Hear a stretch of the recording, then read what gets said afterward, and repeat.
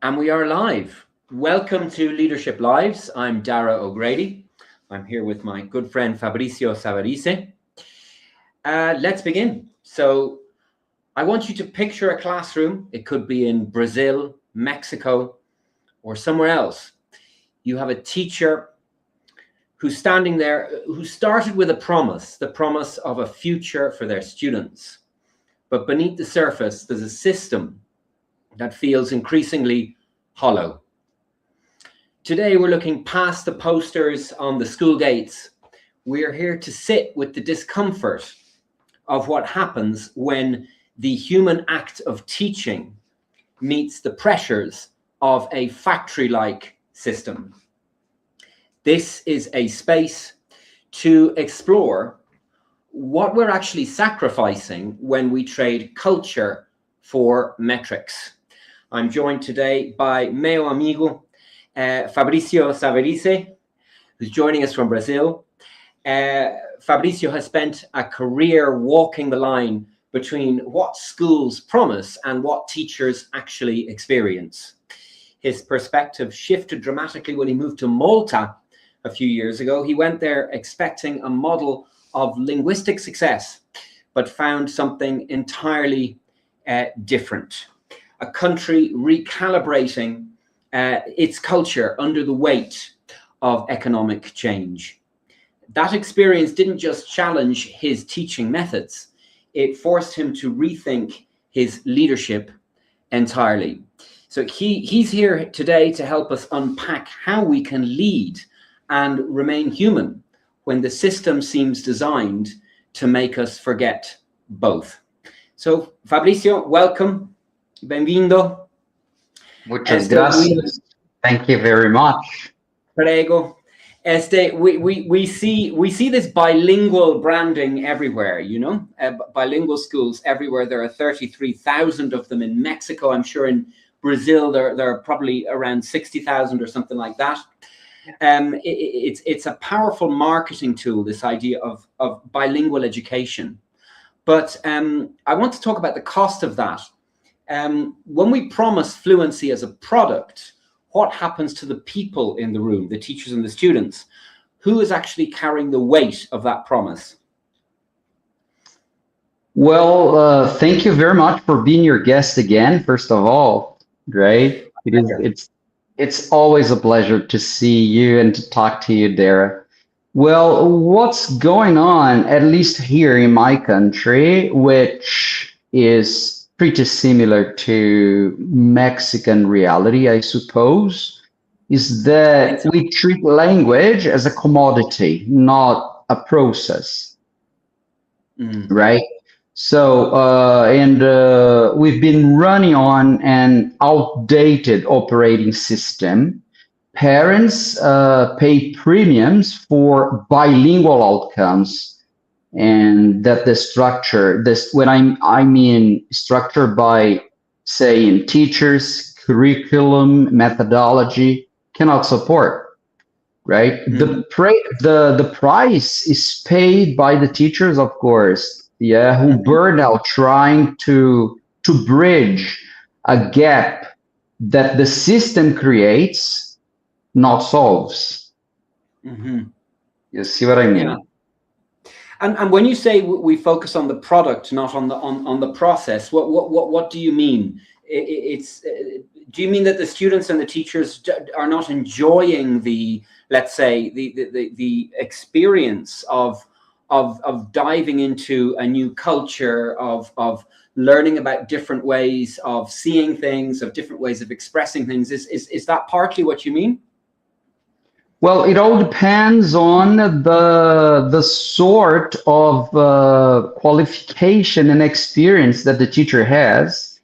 Being bilingual is not only speaking two languages fluently, it's also being bicultural, right? And there is a huge stress between teaching bilingually and teaching biculturally, right? What happens is that many teachers are fluent right? But they're not bilingual actually, right? Or bicultural, right? Yeah. And language has been sold as a commodity, as I said, right? Not as a process. And the process involves cognition. Yeah, Mm. it involves not only language recognition and replication. That's easy, Yeah. right? Yeah. Learning a language seems to be hard, but it's if you have the right method, it's not that hard. And Yeah. children can learn, anything, Yeah. right? Yes. So young children can learn three languages at the same time, right? Yeah. Simultaneously, right? So, but the process of becoming bilingual is much more than speaking two languages only, right? And very few teachers are qualified enough to do so and to carry out the method and develop that plan, right? And very few schools are ready to foster bilingualism as well, right? Yeah. And biculturalism, I And mean, biculturalism. I think it's a mindset in a way. It's being interested in other cultures and doing that work because you're interested, of learning about other cultures and learn ways of looking at things and expressing things. Don't you think? I mean, you speak three languages, I think, don't you? Three or possibly four. I speak. Well, I'm a fluent listener of Spanish. Yeah. I speak five to differing degrees. I mean, my Spanish and my English are pretty much at the same level, and Portuguese I speak a little bit worse. I mean, I'm a little bit like you with Spanish. I can understand it and enjoy it and use it a little bit in social situations. But yeah, it does require effort, I think. I'm learning a sixth language at the moment. I'm learning Dutch. And it requires, why am I doing that? Dutch people speak very, very beautiful English. That I don't need Dutch to communicate with Dutch people, but it's because I'm interested in it, and I'm 52 years old and I'm still learning languages. And I think of course. It's a mindset, isn't it? I think that the It schools are not, they either don't understand it or they don't think it will fit with their community, or it's too political, or I don't know. There's something there that they're not implementing, no? And therefore the base is not there for learning in the way that you put forward, no? What do you think? I mean, do you agree with me, or I totally agree with you. I couldn't agree more, actually. I couldn't agree more. It's exactly that, right? It's more than a method. It's an approach and a mindset, right? Yeah. And I think what we're saying is that some schools have it. No, we're not saying that all private schools are we don't want to tar everybody with the same brush. Of course. Some do, yeah. It's a line, isn't it? It goes down. So it's a gradual thing. Some schools are very good at this and other schools less so, or but on average, I think it's whatever is there in the private sector is not working. I mean, for example, 2% of the Mexican population has a functional level of English. 8% of the population in Mexico attends private school. That means that 3/4 of the students are leaving private schools in Mexico without a functional level of English. And they've been there for 12 years, K-12, and they don't have it, Only 25% of the kids come out with that level, and it's probably in spite of the school rather than because of it. Is it similar in Brazil? Would you say around 2% of the similar, population? more or less the same. Yes, more or less the same numbers, the same figures. Yes. Okay, so you've seen the gap between the glossy brochures and the reality of the classroom, not only in Brazil and in Mexico as well. Indirectly, you've been involved indirectly with Mexico, but in Malta as well. You've seen this. To my surprise. Yes, to your surprise, you wouldn't expect this in Malta because it seems like a bilingual paradise, and in some ways it is. But the fact that Maltese is in decline is something that really surprised me and probably surprised you when you arrived there. when we look at the way schools use B2, that European level of B2 and upper intermediate level, as a certification, or that certification as a currency, what are we actually trading away? So how do you see that the pressure affecting the way teachers relate to their own students? Because I imagine everybody blames the teachers, right, in all of this, I suppose. No? Yes. And I think that the teachers we can do an awful lot, in the face of this, but they must be under an awful lot of pressure. They must feel maybe guilty. I don't know. What have you seen? Well, first of all, it's quite harsh to find English teachers, first of all. It's even harder to find teachers who are able to speak English to a B2 level, right? Yeah. And what happens in the market is that nobody's bound for investing in the teacher, right? And qualifying teachers, right? So, for example, here in Brazil, we are about to have a teacher's blackout, right? People don't want to be teachers anymore. So we are elderly teachers are getting retired, right? And younger generations are not replacing them, are not taking over. And then very, very soon in this country, we are going to have a sort of a teacher blackout, right? We are running out of teachers. We don't have teachers anymore. And then here as well. More or less the same. I think it's an international, perhaps not in Finland or Estonia or in Korea or China, right? But in many Western and especially here in maybe Latin American countries, there is this ongoing phenomenon of teachers blackout. And what happens is that B2 is an expectation. It's the minimum required, right? But at the same time, teachers and society or even publishers, they're not willing to invest in teachers, right? They want to get the most from teachers, the most of their material, but not without investing a penny or a cent in teachers, right? And then there's technology coming, right? So, like for instance, Inspired Group has just launched the Inspired Academy, right, where teachers or students go to school without teachers. They learn through artificial intelligence softwares. Adaptive learning, right? They have like 2 or 3 hours in front of a screen, and then they have monitors who are not teaching them. They are just, maybe helping, assessing, and working with like socializing, financial education, intercultural exchange, globalization, ecology and so environmental issues, right? Socializing, but not teaching, right? Maybe they're anticipating the future, right? With a solution. Let's see.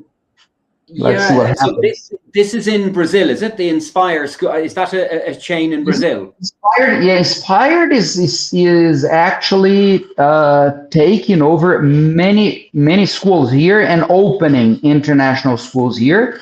I read that there is the first AI-driven school is in London, Inspired Academy. And next year, they're planning to open a new one in São Paulo or Rio de Janeiro, right? Like a branch here. You know that Brazilians are, very keen on technology and very open to novelty, right? Right. So it's a very good laboratory, very good place to test. It will be adopted very, very fast, I imagine, within a couple of years. They'll be all over. Yeah. Yeah, so we see what Mexicans happens. are also early adopters, aren't they? I think that Mexicans are very close to the United States, so technology is easy is within an easy Well, reach. it's quite a conservative country, except for certain places. Mexicans are very different from Brazilians in that sense. The culture in most places is very much wait and see. You know, let's see what's happening in other places, and then we'll adopt it. You know, Mexico has tried a number of times in the past to replace kind of teachers with technology. You know, there's a very successful network of public secondary schools called telesecundaria, which has worked very well, where basically there's a kind of TV station that broadcasts to rural areas, you know, broadcasts kind of lectures for the kids, you know, and so they go and they sit in front of a TV, and that has been going for years. But later projects such as Enciclomedia, which is an electronic whiteboard that you know, the teacher would need very little preparation. They would just press a button and a video would pop up, you know, teach it. You know, that project did not work. You know, the students didn't learn with that. And then there have been other technological solutions. That was 20 years ago, and the others have not really worked either. So it's and then, of course, you had the COVID situation where everybody was taking their classes online, and that did not work either. So Mexicans as well, besides being conservative, I think, you know, the education system is very cautious about, you know, introducing technological solutions, you know. In the US, they've got the Alpha schools. Have you heard of the Alpha schools? It's a similar idea to Inspired. And apparently they get very good results, but there's a cultural dimension there as well. And I imagine that because I think the Americans are bigger on self-directed learning than maybe people in Mexico or Brazil are.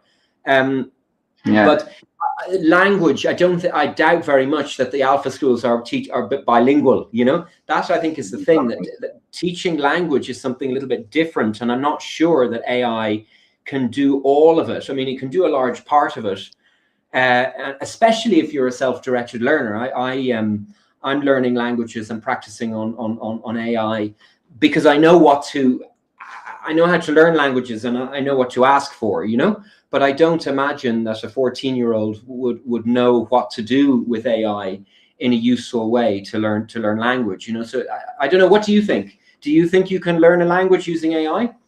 I mean, I think you can if you know what you're doing, but maybe not 100%, but I think that AI can do a lot. It can do a lot.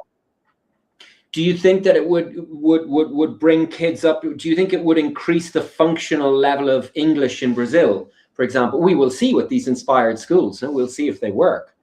Let's see how it works.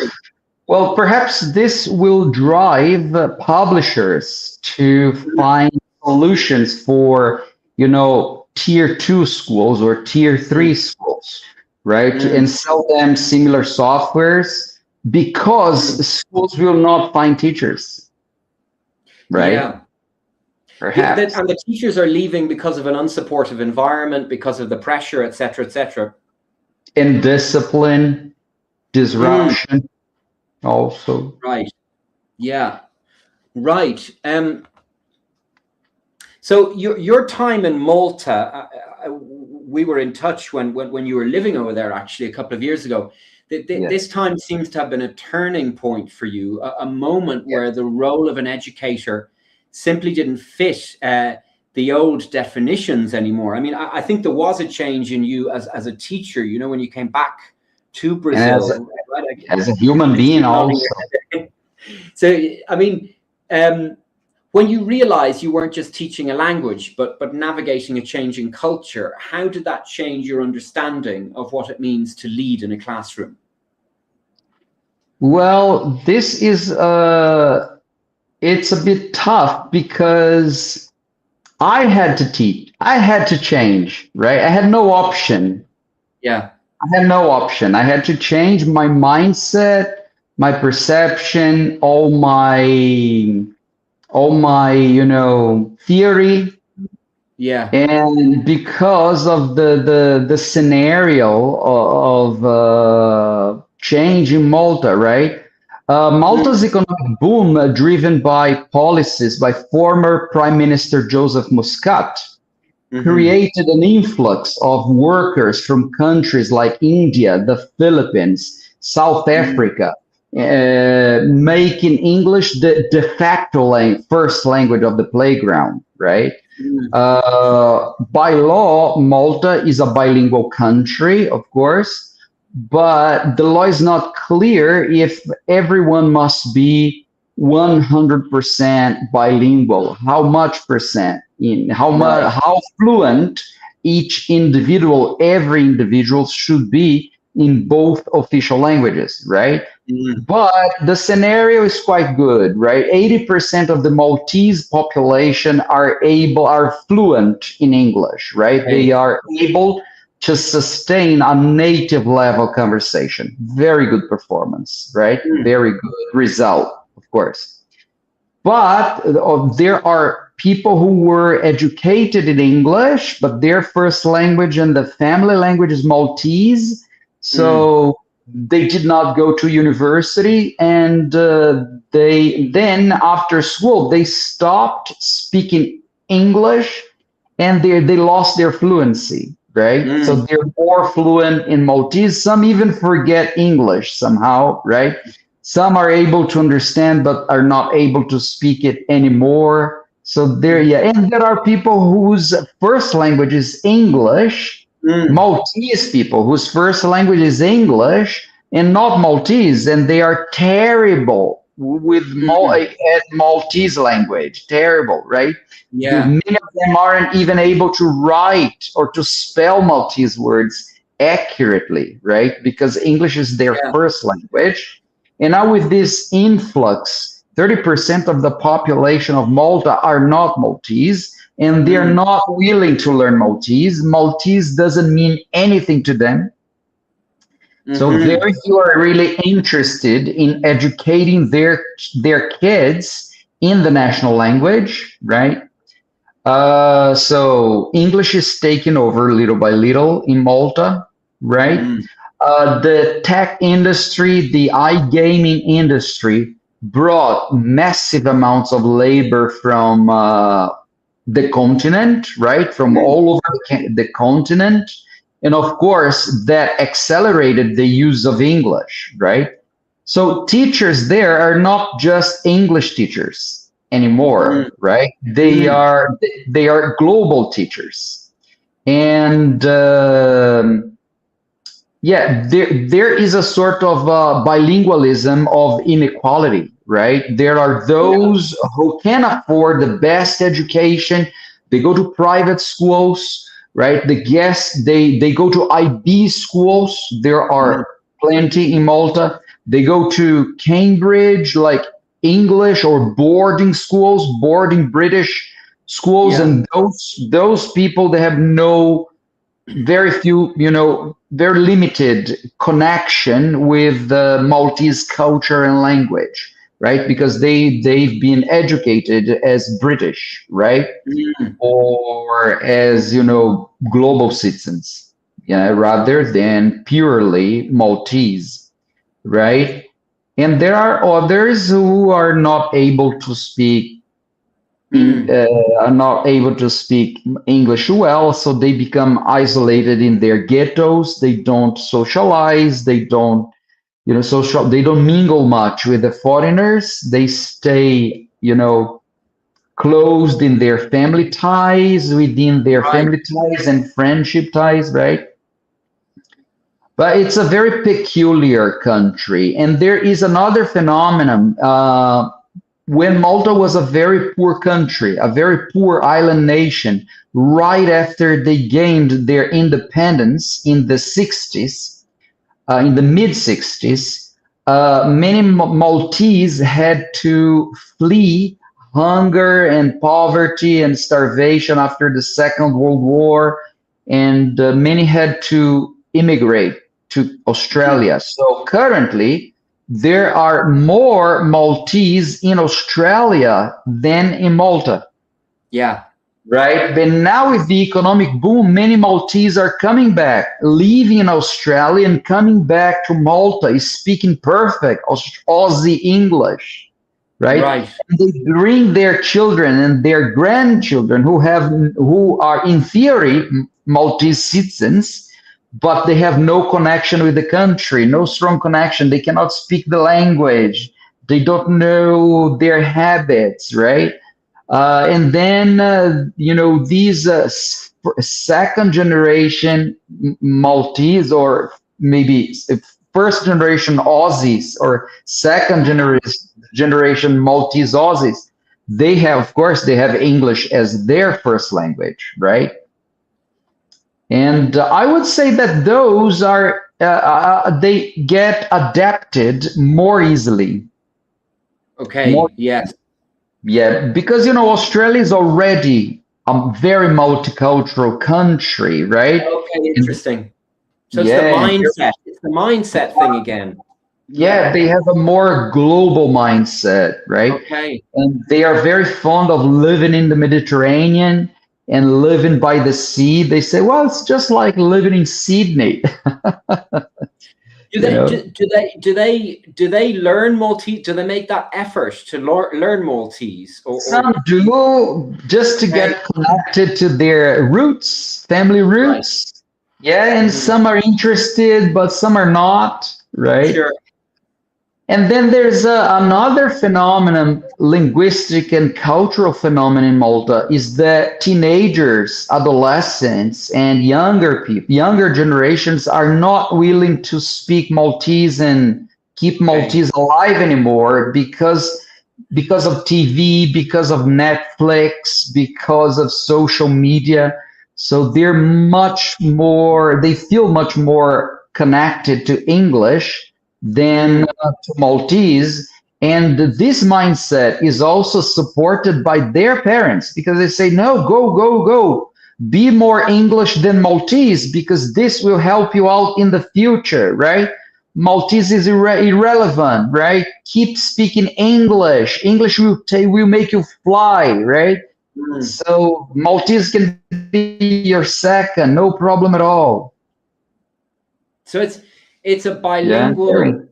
It's a bilingual country in and I come from a country like this, Ireland. The Republic of Ireland is a very similar situation to Malta. It's bilingual in name, but in practice, it's not bilingual at all. It's pretty monolingual. Would you say? Yeah, it's pretty monolingual, going through a language shift. Yeah. But interestingly enough, politics is all run in Maltese. If you do not speak Maltese, you cannot participate in the political life of Malta, right? Because the parliament speaks Maltese, and politicians deliver speeches only in Maltese, right? So if you don't speak Maltese, you cannot get fully integrated. You cannot help run the country. You cannot become a candidate, right? If you're not fluent in Maltese. And also law is bilingual. I would say justice is bilingual, also because there are many foreigners, right? Education, like if you work in education, you are bilingual, or maybe English, tending to be more English, right? But political life is all in Maltese. Yeah. So it's a very different situation from Mexico and Brazil, but at the same time, we're still coming up against this this monolingual mindset. That it's better to speak one language than to speak two or three or four. So how do we break this? For teachers who are interested in getting past this, I often talk about agency, and I think you do too, but it's easy to feel like a cog in a machine, like Sisyphus pushing his boulder up a hill, the system, the system is very big and strong. Have you felt that friction, of just being one? I know I have, but of being that one person against the system, and how did you overcome that? How did you here in Brazil? Yeah, here in Brazil, one of my articles on a newspaper went viral because of that, because I dared to say what everybody knew, what everybody wanted to say, but they could not because they live on this broken system, right? Yeah.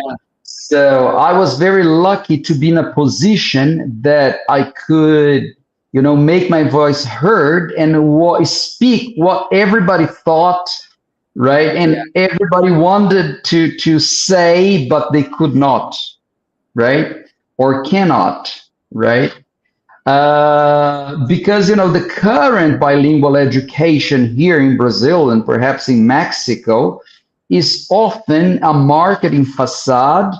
And that fails both teachers and students, right? Yes. This, linguistic displacement is a global reality, of course. But of course, teachers are the ones who are caught in the middle of this culture clash, right? It's teachers' agency is not just, it's nice to have agency. It's the only way to survive the burnout of a broken system, right? Yeah, exactly. And it also requires work because it's maybe difficult to find teachers who have agency. So, in Mexico at the moment, we've got at least one teachers union protesting outside the World Cup. Because, and when I say protesting, I mean breaking windows and things like that and setting fire to cars, because they feel powerless. You only do that when you feel that you have no other option, right? And so it's quite a lot of work to be a teacher with agency, I think. Don't you think? It's quite difficult to remain optimistic, to keep being professional and doing your best in the face of quite a harsh and cynical reality, in many cases. Now, it's not all schools are this way, right? But I think a lot are, but and it's still a reality for many teachers teaching in the private sector. What advice would you give to teachers to remain sane? Well, first of all, agency starts by saying no to the system's broken matrix and yes to your professional authority, right? It means upskilling in AI, understanding the, pedagogical data, treating yourself as a knowledge worker, not as a manual laborer, right? You fight back by being too qualified to be ignored. Of course, and then, teachers invest a lot in specialized skills, not only language skills, but methodological and like IB methodology, AI-assisted teaching, Cambridge curriculum, teaching. Yeah, of course, this is an immediate jump in their negotiation power, right? Because they're qualified, highly qualified. Right. And then this narrative of a teacher as a victim is the strongest tool we have, of course. Agency is the act of reclaiming the classroom as your own space, right? Not the school's owner's profit center, right? Or, money making. Your space and the students' space as well, no? Of course, exactly, right? And it's not only about making money, but making it a teaching and learning environment again, not only a business.